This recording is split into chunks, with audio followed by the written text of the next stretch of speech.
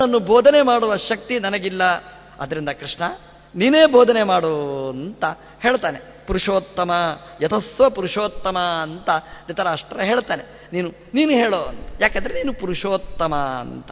ನೋಡಿ, ಹಿಂದಿನ ಶ್ಲೋಕದಲ್ಲಿ ಕೇಶವ ಅಂತ ಹೇಳಿದ ಧೃತರಾಷ್ಟ್ರ ಅದರ ವಿವರಣೆ ವಿಶ್ಲೇಷಣೆ ಮುಂದಿನ ಶ್ಲೋಕದಲ್ಲಿ ಪುರುಷೋತ್ತಮ ಅಂತ ಕರೀತಾನೆ. ಎರಡಕ್ಕೂ ಒಂದೇ ಅರ್ಥ.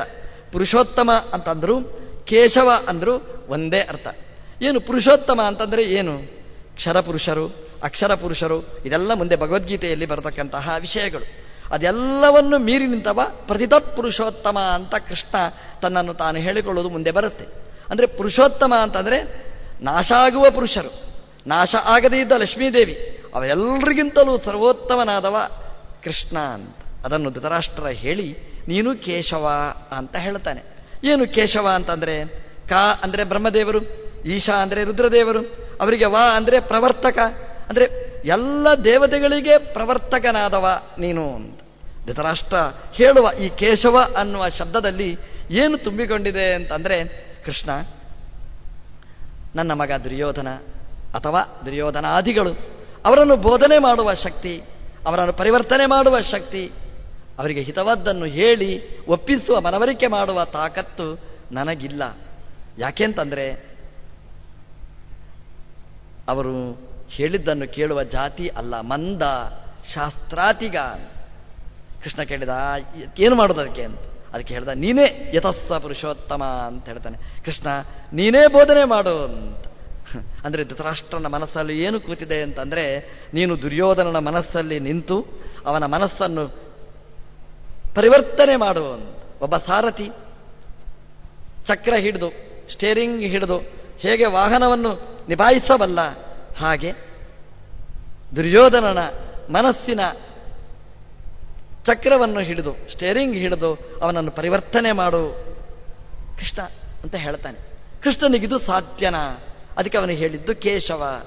ಬ್ರಹ್ಮದೇವರ ಮನಸ್ಸನ್ನು ತಿರುಗಿಸುವ ಶಕ್ತಿ ನಿನಗಿದೆ, ರುದ್ರದೇವರ ಮನಸ್ಸು ತಿರುಗಿಸುವ ತಾಕತ್ತು ನಿನಗಿದೆ, ದುರ್ಯೋಧನನ ಮನಸ್ಸು ತಿರುಗಿಸುವ ಶಕ್ತಿ ನಿನಗೆ ಯಾಕಿಲ್ಲ?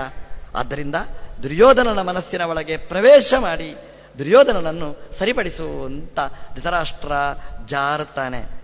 ಅಂದ್ರೆ ತನ್ನ ದೌರ್ಬಲ್ಯ. ಮಹಾಭಾರತ ಒಬ್ಬ ಅಪ್ಪ, ದುರ್ಬಲನಾದ ಅಪ್ಪ ಎಷ್ಟು ಕಷ್ಟಪಡ್ತಾನೆ ಅನ್ನೋದಕ್ಕೆ ಒಂದು ಧೃತರಾಷ್ಟ್ರನನ್ನು ಒಳ್ಳೆಯ ಉದಾಹರಣೆಯನ್ನಾಗಿ ಮಾಡಿದ್ದಾನೆ, ತೋರಿಸಿಕೊಟ್ಟಿದೆ. ಧೃತರಾಷ್ಟ್ರ ತಂದೆ ಹೇಳಿದ್ದನ್ನು ಮಕ್ಕಳು ಕೇಳಬೇಕಾದ್ದು. ಮಹಾಭಾರತ ಹೇಳ್ತದೆ ತಂದೆ ಹೇಳಿದ್ದನ್ನು ವಿರೋಧಿಸುವ ಮಕ್ಕಳು ಮಹಾಭಾರತದಲ್ಲಿ ಕಾಣಿಸ್ತಾರೆ ಅಂತ. ಅವರ ಪಥ ಏನಾಯಿತು ಅದನ್ನು ಮುಂದೆ ಮಹಾಭಾರತ ವಿವರಿಸ್ತದೆ. ಧೃತರಾಷ್ಟ್ರನ ದೌರ್ಬಲ್ಯದ ಪರಾಕಾಷ್ಠೆ. ಯಾವ ಅಪ್ಪನಿಗೂ ಇಂತಹ ಮಕ್ಕಳು ಹುಟ್ಟಬಾರದು ಅನ್ನೋದನ್ನು ಮಹಾಭಾರತ ಬೆಳಕು ಚೆಲ್ಲಿ ನಮಗೆ ತೋರಿಸಿಕೊಟ್ಟಿದೆ.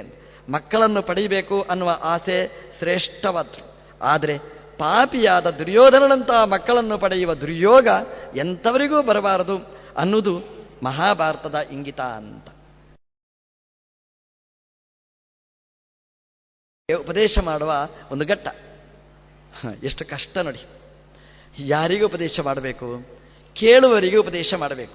ಯಾರು ಕೇಳುವುದಿಲ್ಲ ಅಂಥವರಿಗೆ ಉಪದೇಶ ಅಂದರೆ ಎಷ್ಟು ಕಷ್ಟ. ನಮ್ಮ ಪಕ್ಕದ ಊರಿದೆ, ಅವರಿಗೆ ನಾವು ಹೇಳಬೇಕು, ನಮ್ಮ ದೇಶದ ಪಕ್ಕದ ದೇಶಕ್ಕೆ ಯುದ್ಧ ಮಾಡಬೇಡ, ಯುದ್ಧದಿಂದ ದೂರ ಸರಿ, ಗಡಿರೇಖೆಯನ್ನು ಪಾಲನೆ ಮಾಡಬೇಕು. ಕೇಳ್ತಾರ ಅವರು? ಅವರಿಗೆ ಉಪದೇಶ ಮಾಡಬೇಕು, ಎಷ್ಟು ಕಷ್ಟ. ಇದು ದೇವರ ಜವಾಬ್ದಾರಿ, ದೇವರು ಮಾಡ್ತಾನೆ ಅಂತ ಉಪದೇಶ. ಯಾಕೆ ಅಂತಂದ್ರೆ ಅವರನ್ನು ಸರಿಪಡಿಸಬೇಕು ಅಂತಲ್ಲ, ಆದ್ರೆ ಹೇಳ ಅಂತ.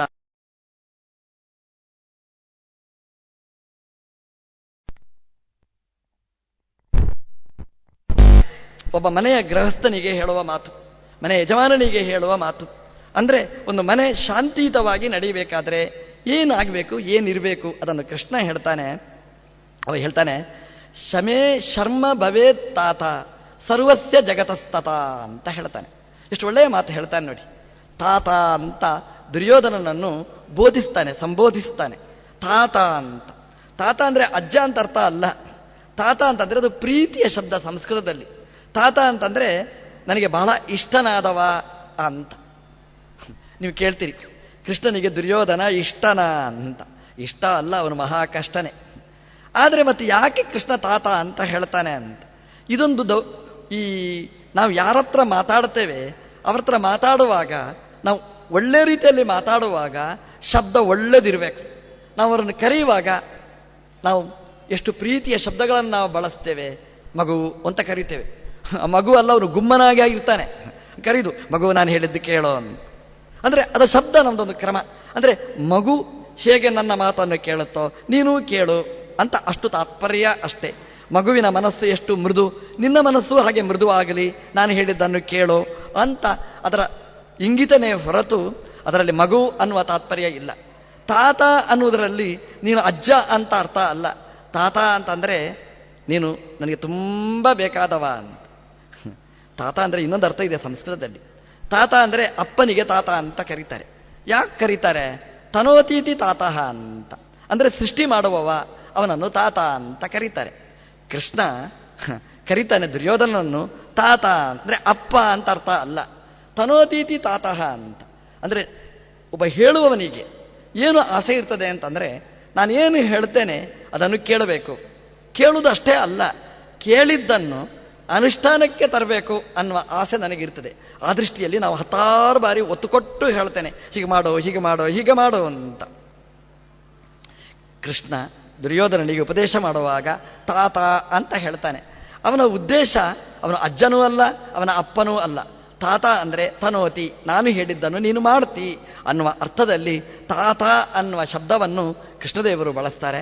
ತಾತ ನೀನು ನಾನು ಹೇಳಿದ್ದನ್ನು ಮಾಡಬೇಕಾದವ ಮಾಡು ಅಂತ ತಾತ ಅಂತ ಕರೆದು ಸಂಬೋಧಿ ಮಾಡಿ ಹೇಳ್ತಾರೆ. ಶಮೇ ಶರ್ಮ ಭವೇತ್ ತಾತ ಸರ್ವಸ್ಯ ಜಗತಸ್ತತ ಅಂತ. ಶಮ, ಶಮ ಅಂದರೆ 2 ಅರ್ಥ ಇದೆ ಅದಕ್ಕೆ. ಶಮ ಅಂದರೆ ಒಂದು ಸಮಾಧಾನ ಅಂತ, ಶಾಂತಿ ಅಂತ ಒಂದು ಅರ್ಥ. ಶಮೇ ಶರ್ಮ ಭವೇತ್ ತಾತ, ಕೃಷ್ಣ ಹೇಳ್ತಾನೆ ಶಮ ಅಂದರೆ ಸಮಾಧಾನದಲ್ಲಿ, ಶಾಂತಿಯಲ್ಲಿ, ಶರ್ಮ ಭವೇತ್, ಶರ್ಮ ಅಂದರೆ ಸುಖ, ಸುಖ ಆಗ್ತದೆ ಅಂತ. ಸುಖ ಎಲ್ಲಿ? ರೋಷದಲ್ಲಿ ಅಲ್ಲ, ಆಕ್ರೋಶದಲ್ಲಿ ಅಲ್ಲ, ದ್ವೇಷದಲ್ಲಿ ಅಲ್ಲ. ಶಮೇ ಶರ್ಮ ಭವೇತ್, ಎಲ್ಲಿ ಸಮಾಧಾನ ಇರ್ತದೆ, ಎಲ್ಲಿ ಶಾಂತಿ ಇರ್ತದೆ ಅಲ್ಲಿ ಶರ್ಮ ಭವೇತ್, ಅಲ್ಲಿ ಸುಖ ಪ್ರಾಪ್ತಿ ಆಗ್ತದೆ. ಅಂದರೆ ದುರ್ಯೋಧನನ ಚಿಂತನೆ ಶಮ ಅಲ್ಲ, ಶಾಂತಿ ಅಲ್ಲ. ಅವನಿಗೆ ಜಗಳಾಗುವುದೇ ಇಷ್ಟ. ಯಾಕೆ ಗೊತ್ತಾ? ದುರ್ಯೋಧನ ಅಂದರೆ ಕಲಿ. ಕಲಿ ಅಂದರೆ ಏನು? ಕಲಹ ಮಾಡುವವ. ಜಗಳ ಅಂದರೆ ಇಷ್ಟ. ಎಲ್ಲಿ ಕಲಿ ಪ್ರವೇಶ ಆಗ್ತದೆ ಅಲ್ಲಿ ಕಲಹ ತಯಾರು ಅಂತ ಅರ್ಥ. ಇದು ಕಲಿಯುಗ. ನಮ್ಮ ಮನೆಯಲ್ಲಿ ಕಲಿ ಎವರ್ ರೆಡಿ. ಹಾಗಾಗಿ ಕಲಹ ಅನ್ನೋದು ನಿತ್ಯ. ಕಲಹ ಆಗಲಿಲ್ಲ ಅಂದರೆ ಪ್ರಾಯಶಃ ಇವತ್ತು ಕೃತಯುಗ ಅಂತ ಅರ್ಥ. ಯಾಕಂದರೆ ಕಲಿಯುಗದಲ್ಲಿ ಮನೆಗಳಲ್ಲಿ ಮನಸ್ಸಿನಲ್ಲಿ ಕಲಿ ಮನೆ ಮಾಡಿ ಕೂತಿದ್ದಾನೆ. ಅದರಿಂದ ಕಲಹ ಅನಿವಾರ್ಯ. ನೀವು ಯಾರು ಸಿಗಲಿಲ್ಲ ಅಂತಂದರೆ ನನ್ನ ತಲೆಗೆ ನಾನು ಬಡ್ಕೊಳ್ತೇನೆ, ನನಗೇ ನಾನು ಕಲಹಕಾರಕನಾಗಿ ಬಿಡ್ತೇನೆ. ಯಾಕಂದರೆ ಕಲಹ ಅನ್ನೋದು ಕಲಿಯುಗದಲ್ಲಿ ಅದು ಅನಿವಾರ್ಯವಾಗಿರ್ತಕ್ಕಂಥದ್ದು. ಯಾಕೆಂದರೆ ಕಲಿಯ ಯುಗ ಇದು. ಕಲಿಯುವ ಯುಗ ಅಲ್ಲ, ಕಲಿಸುವ ಯುಗ ಅಲ್ಲ, ಎಲ್ಲ ಸದ್ಗುಣಗಳನ್ನು ಕಳೆಯುವ, ಮೈನಸ್ ಮಾಡುವ ಯುಗ ಇದು. ಹಾಗಾಗಿ ದುರ್ಯೋಧನ ಅದರ ದುರಭಿಮಾನಿ ದೇವತೆ, ದುರಭಿಮಾನಿ ದೈತ್ಯವ. ಹಾಗಾಗಿ ಆ ದುರ್ಯೋಧನ ಇದ್ದಾನೆ ಅಂತಂದರೆ ಕಲಹ ಅನ್ನೋದು ಬೇಕೇ ಬೇಕು. ಜಗಳ ಅನ್ನೋದು ಅವನು ಕಾಲು ಕೆರೆದು ಸನ್ನದ್ಧನಾಗ್ತಾನೆ.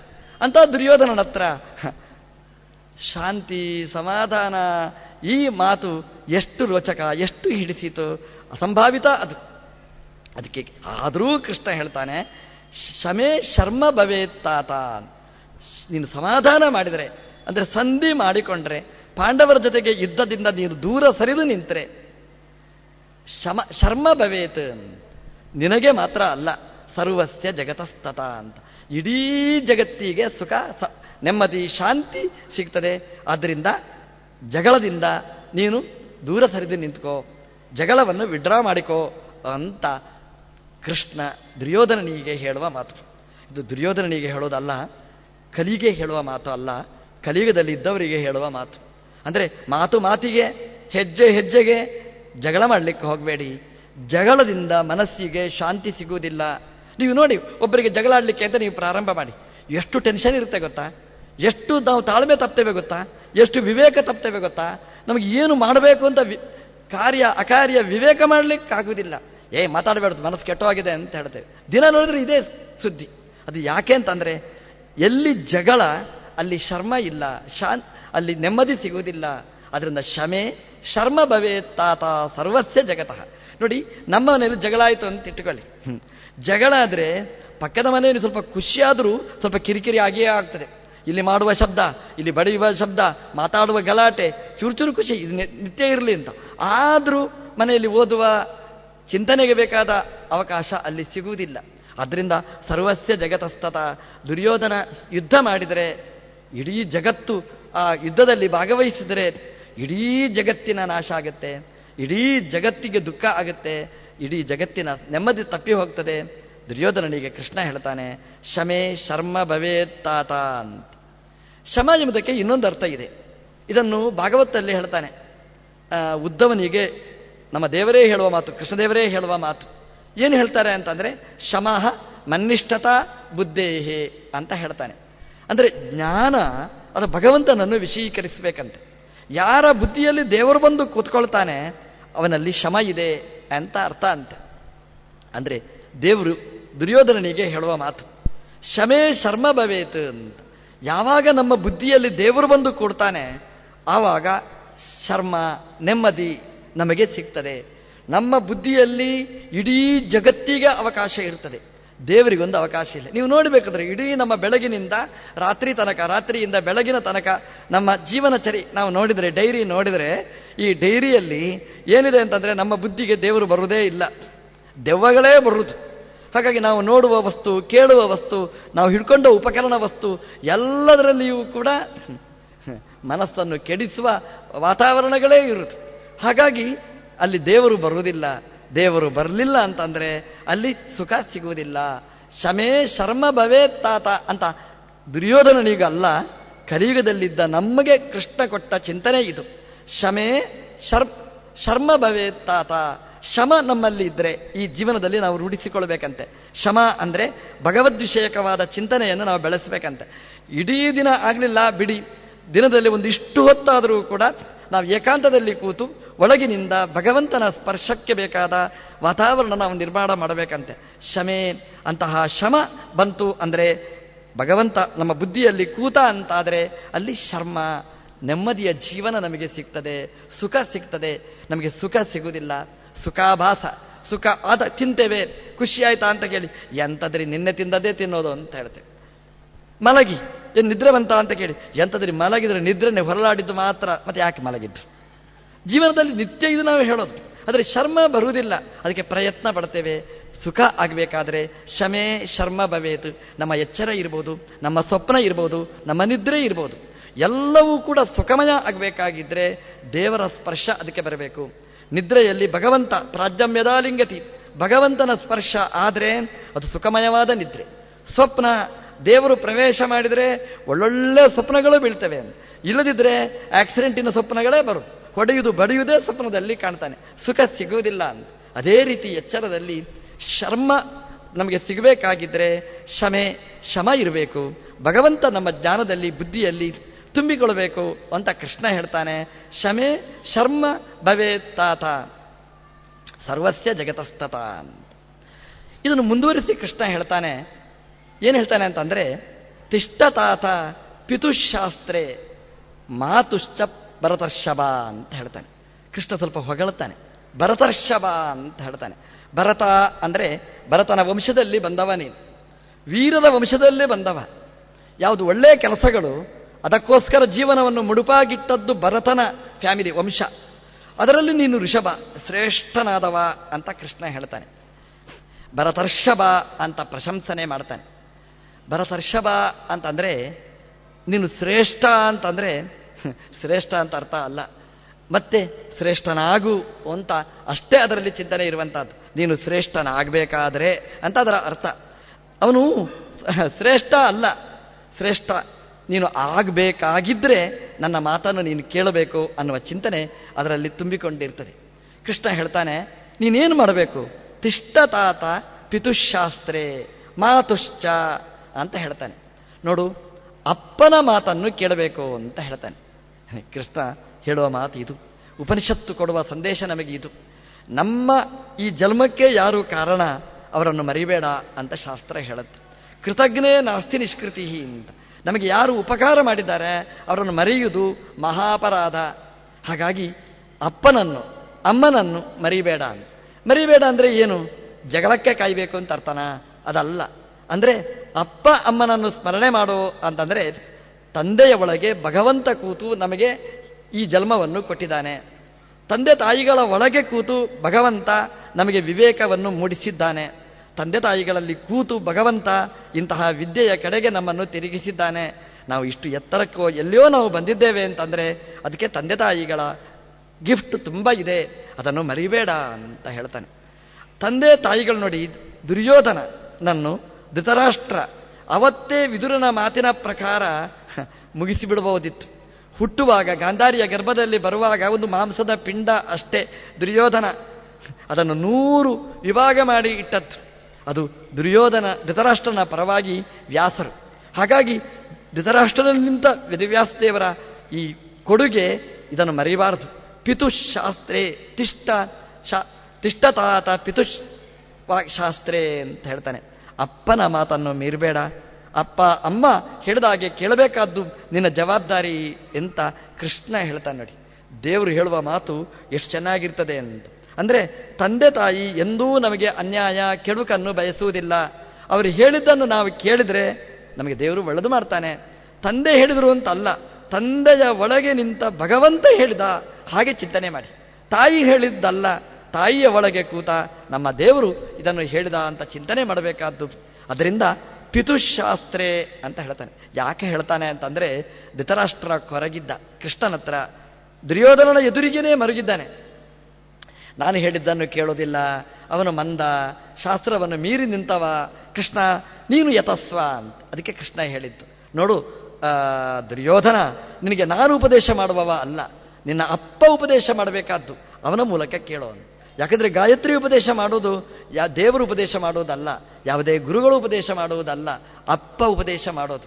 ಮಗನಿಗೆ ಮಂತ್ರೋಪದೇಶ ಮಾಡುವವ ಹೇಗೆ ಅಪ್ಪ, ಹಾಗೆ ಹಿತೋಪದೇಶ ಮಾಡುವವ ಅಪ್ಪ ಆಗಬೇಕು, ಅಮ್ಮ ಆಗಬೇಕು. ಅದರಿಂದ ತಿಷ್ಠ ತಾತ ಪಿತುಶಾಸ್ತ್ರೇ ಮಾತುಶ್ಚ ಭರತರ್ಷಭ. ನೋಡು, ನೀನು ಭರತ ವಂಶದಲ್ಲಿ ಮೂರ್ಧನ್ಯನಾಗಿ ಮೆರೆಯಬೇಕು ಅಂತಾದರೆ, ನಿನ್ನ ಕೀರ್ತಿ ಅಜರಾಮರ ಆಗಬೇಕು ಅಂತಾದರೆ, ನೀನೊಬ್ಬ ಆದರ್ಶ ಪುರುಷ ಅಂತ ಆಗಬೇಕಾದ್ರೆ ಅಪ್ಪ ಅಮ್ಮ ಹೇಳಿದ ಮಾತು ಕೇಳೋ ಅಂತ. ಅಂದರೆ ಅಪ್ಪ ಅಮ್ಮ ಹೇಳಿದ ಮಾತು ಕೇಳು ಅಂತಂದರೆ ಸದ್ಯಕ್ಕೆ ಮತ್ತೇನು ಕಷ್ಟ ಏನು ಇಲ್ಲ. ಪಾಂಡವರ ಜೊತೆಗೆ ಸಂಧಾನ ಮಾಡು, ಇಷ್ಟೇ ಅಪ್ಪ ಅಮ್ಮ ಹೇಳುವ ಮಾತು ಈಗ. ಯಾಕೆಂದರೆ ಮಗ ಉಳಿಯಬೇಕು ಅನ್ನುವ ಕೊರಗು ಅಪ್ಪಮ್ಮನಿಗಿದೆ.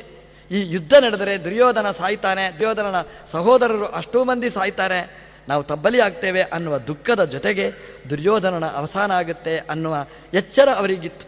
ಹಾಗಾಗಿ ಅವರ ಮಾತನ್ನು ಕೇಳಿದ್ರೆ, ಶಾಂತಿಗೆ ಒಪ್ಪಿಕೊಂಡ್ರೆ ಮಗನಿಗೆ ಆಯುಷ್ಯ ಜಾಸ್ತಿ ಆಗ್ತದೆ. ಇದು ತಂದೆಯ ಚಿಂತನೆ. ಹಾಗಾಗಿ ಮಕ್ಕಳು ಹಿರಿಯರ ಮಾತು ಕೇಳಬೇಕು.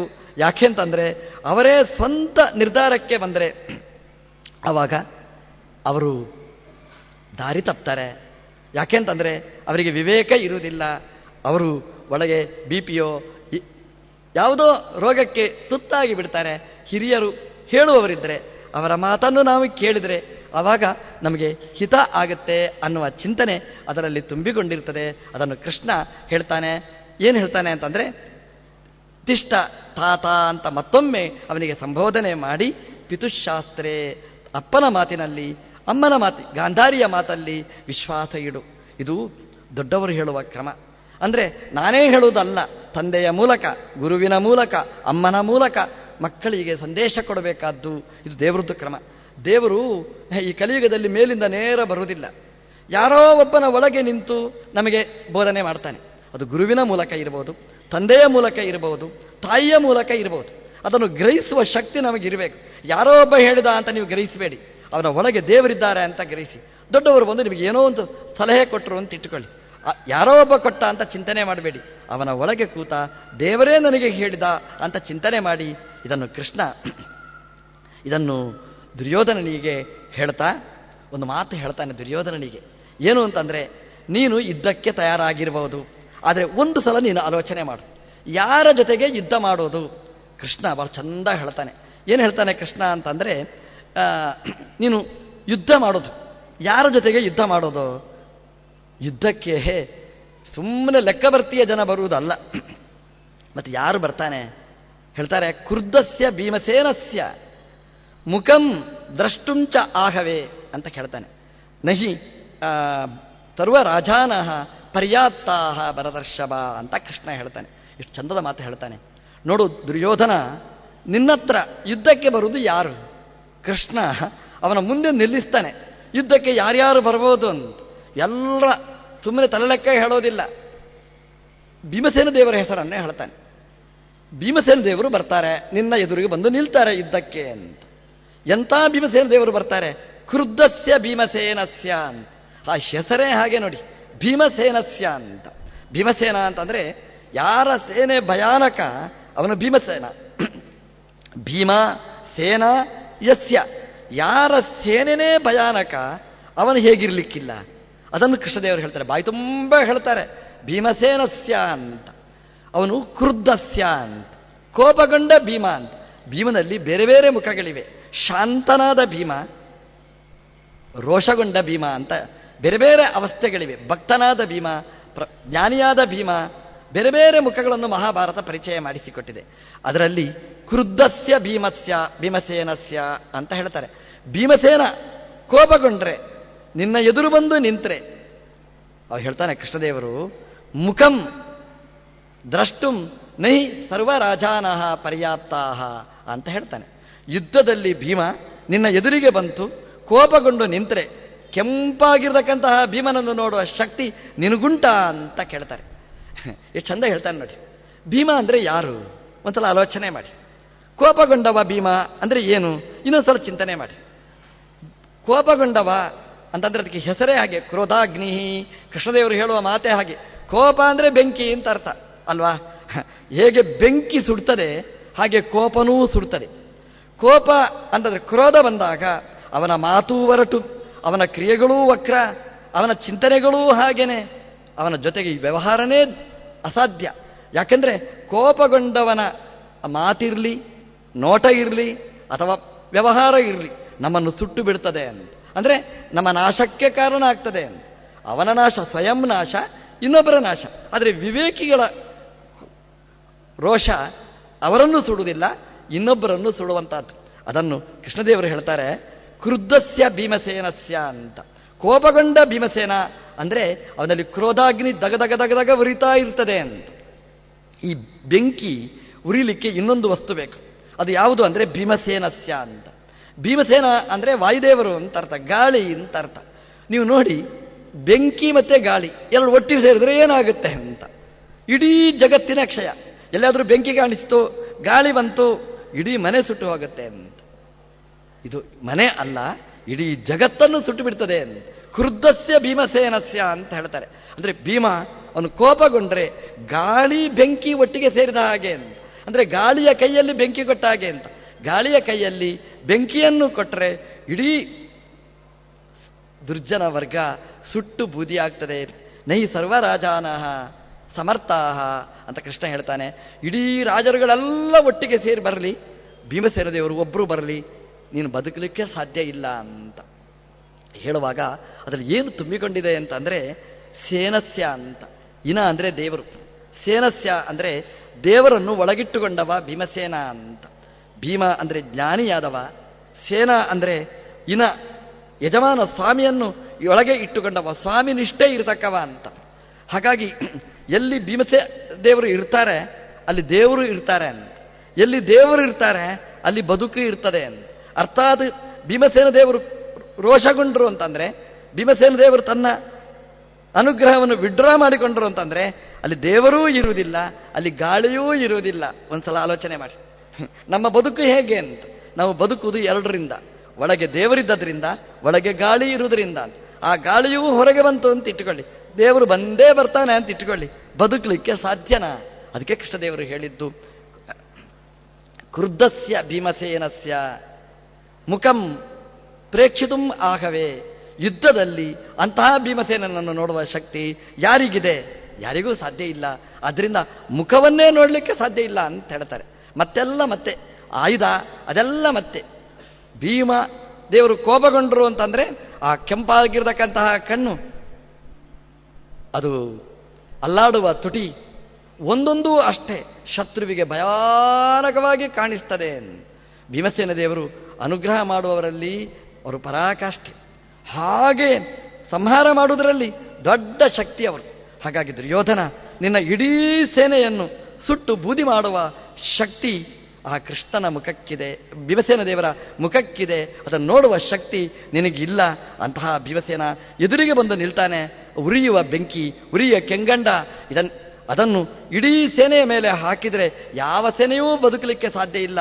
ಸುಟ್ಟು ಬೂದಿಯಾಗಬೇಕಾದ ಪ್ರಸಂಗ ಇರ್ತದೆ. ಆದ್ದರಿಂದ ದುರ್ಯೋಧನ, ಯುದ್ಧ ಬೇಡ. ಎಂಥವರಿಗೂ ಭಯ ಆಗಬೇಕು ನೋಡಿ. ಸ್ವಪ್ನದಲ್ಲಿ ಭಯ ಮೂಡಿಸುವ ಕೃಷ್ಣನ ಮಾತಿತು. ಯಾಕೆಂತಂದರೆ ನಮ್ಮ ಮೇಲೆ ಮನೆಯಲ್ಲಿ ಬೆಂಕಿ ಬೀಳುತ್ತೆ ಅಂತಂದರೆ ಯಾರು ಮಲಗ್ತಾರ್ರಿ? ಯಾರು ಇರಲಿಕ್ಕೆ ಸಾಧ್ಯ? ಅನೌನ್ಸ್ಮೆಂಟ್ ಮಾಡಿದ್ರು ಪೇಪರಲ್ಲಿ ಇಂತಿಟ್ಕೊಳ್ಳಿ, ಚಂಡಮಾರುತ ಬರುತ್ತೆ, ಗಾಳಿ ಬರ್ತದೆ, ಬೆಂಕಿ ಬರ್ತದೆ, ಮನೆ ಸುಟ್ಟು ಹೋಗುತ್ತೆ. ನಾವು 4 ದಿವಸ ಮನೆ ಖಾಲಿ ಮಾಡಿ ಎಲ್ಲಿಯೋ ಒಂದು ಕಡೆ ಹೋಗಿಬಿಡ್ತೇವೆ. ಯಾಕೆಂತಂದರೆ ನಮಗೆ ಭಯ. ಸುದ್ದಿ, ಪತ್ರಿಕೆಯ ಮಾಧ್ಯಮದ ಸುದ್ದಿ ಸುಳ್ಳಾಗಬಹುದು, ಹವಾಮಾನ ಸೂಚಿಕರ ಸುದ್ದಿ ಸುಳ್ಳಾಗಬಹುದು, ಕೃಷ್ಣನ ಮಾತು ಸುಳ್ಳಾಗುವುದಿಲ್ಲ ಅಂತ ಗೊತ್ತು. ಹಾಗಾಗಿ ಕೃಷ್ಣ ಹೇಳಿರ್ತಕ್ಕಂತಹ ಮಾತು, ದುರ್ಯೋಧನ, ನಿನ್ನ ಇಡೀ ಸೇನೆ ಸುಟ್ಟು ಬೂದಿ ಮಾಡುವ ಶಕ್ತಿ ಅದು ಭೀಮಸೇನನದ್ದು. ನಿನ್ನ ಸೇನೆಗೆ ಎದುರಾಳಿಯಾದ ಭೀಮ ಶಕ್ತಿ ಭೀಮಸೇನ ಅದು. ಅವನ ಮುಂದೆ ಮುಖ ನೋಡುವ ಶಕ್ತಿ ನಿನಗಿಲ್ಲ. ಹಾಗಾಗಿ ಅವನ ಆಯುಧದ ರುಚಿ ನೋಡುವ ತಾಕತ್ತು ನಿನಗೆ ಎಲ್ಲಿಂದ? ಖಂಡಿತ ಸಾಧ್ಯ ಇಲ್ಲ. ಆದ್ದರಿಂದ ದುರ್ಯೋಧನ, ಯುದ್ಧದಿಂದ ಹಿಮ್ಮುಖನಾಗು. ಶಮೇ ಶರ್ಮ ಭವೇತ್ತಾತ, ಸುಖ ನೆಮ್ಮದಿಯಿಂದ ಬದುಕು, ಉಳಿದವರಿಗೂ ನೆಮ್ಮದಿ ಕೊಡುವಂತ ಕೃಷ್ಣ ಹೇಳ್ತಾ ಇನ್ನೂ ಕೆಲವು ಮಾತುಗಳನ್ನು ದುರ್ಯೋಧನನಿಗೆ ಹೇಳ್ತಾನೆ. ಏನು ಹೇಳ್ತಾನೆ ಮತ್ತೆ ನಾಳೆ ಸೇರಿದಾಗ ನೋಡೋಣ ಅಂತ ಹೇಳ್ತಾ, ಕೃಷ್ಣಾರ್ಪಣ ಮಸ್ತು.